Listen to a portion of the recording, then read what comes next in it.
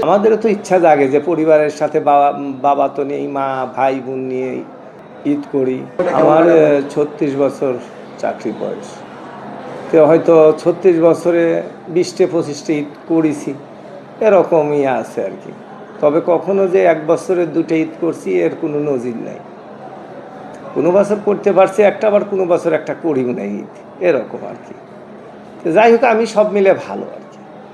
আমাদেরও তো ইচ্ছা জাগে যে পরিবারের সাথে বাবা তো নেই, মা ভাই বোন নিয়ে ঈদ করি, কিন্তু কর্মের তাগিদে মানুষের সেবা দেওয়ার কারণে আমরা হয়তো ওইভাবে অতটা সুযোগ পাই না, কারণ আমাদের পেশাটাই মানুষকে সেবা দেওয়া। এ চিন্তা নিয়েই চলি সবসময়।